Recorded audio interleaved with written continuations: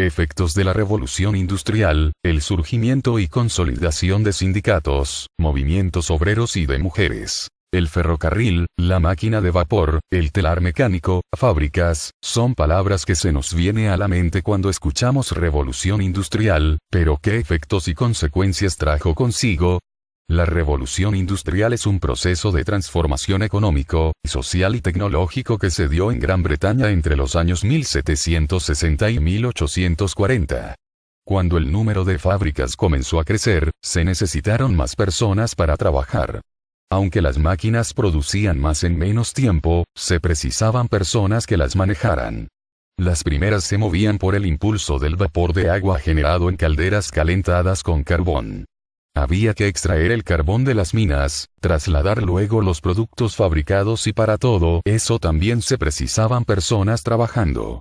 La revolución industrial necesitó mucha gente, por lo cual todas las personas comenzaron a trabajar en las industrias y en las minas, incluso mujeres y niños. La gente que antes trabajaba en los campos y en las afueras de la ciudad se trasladaron a las ciudades donde se encontraban las grandes industrias. Estos lugares fueron poblándose cada vez más con las personas que venían a trabajar como obreros. Durante muchos años no existieron leyes o reglamentos que regularan los derechos y obligaciones de los obreros.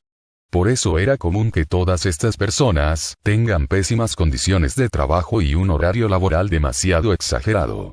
La duración del trabajo llegaba a 15 horas diarias, y cuando el trabajo urgía, llegaba hasta 18 horas, de modo que los obreros en el día solo disponían de 6 horas a lo sumo, y a veces incluso 2 horas de 24 para descansar.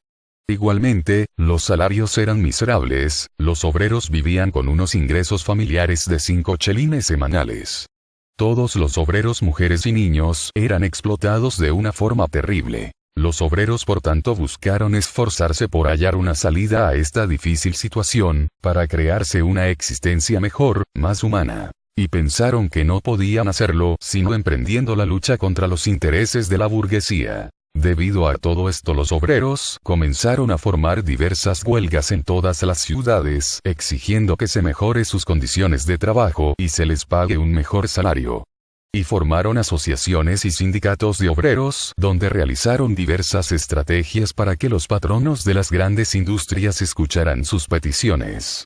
Por ejemplo, si uno de los patronos rehúsa pagar el salario señalado por la asociación, se le envía una delegación o se le remite una petición. Si ello no fuere suficiente, la asociación ordena la paralización del trabajo. Fue así como aparecieron diferentes movimientos populares conformados por obreros, de los que hablaremos a continuación. El cartismo fue un movimiento que surgió en Gran Bretaña desde 1838 hasta 1848, este obtuvo su nombre de la Carta del Pueblo, un documento escrito el 7 de junio de 1837 en Londres, que fue enviado al Parlamento del Reino Unido, señalando las 6 peticiones del movimiento.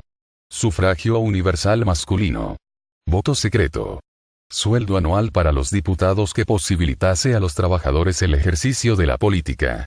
Elecciones anuales al Parlamento.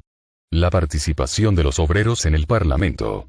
Establecimiento de circunscripciones iguales. Con el tiempo, 5 de las reivindicaciones cartistas fueron incorporadas a la vida política británica, excepto las elecciones anuales al Parlamento, que continuó hasta 1848. El ludismo fue un movimiento encabezado por artesanos ingleses, que protestaron entre los años 1811 y 1816, contra las nuevas máquinas que destruían el empleo. Los telares industriales, la máquina de hilar industrial y el telar industrial amenazaban con reemplazar a los artesanos con trabajadores menos cualificados y que cobraban salarios más bajos, dejándoles sin trabajo.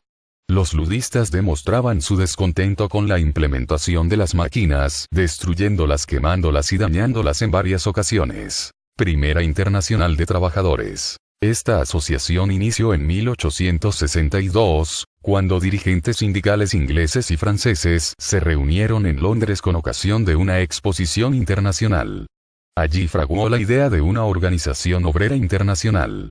2 años después, en 1864, reunidos en Londres, formaron un comité cuya misión fue redactar un programa y unos estatutos para una asociación internacional de trabajadores que, posteriormente, fue conocida con el nombre de Primera Internacional. Esta asociación definió como reivindicación central la jornada de 8 horas, a partir de su Congreso de Ginebra en agosto de 1866. Fue gracias a todos estos movimientos que con el paso del tiempo los obreros lograron mejorar sus condiciones de trabajo y tener salarios más justos.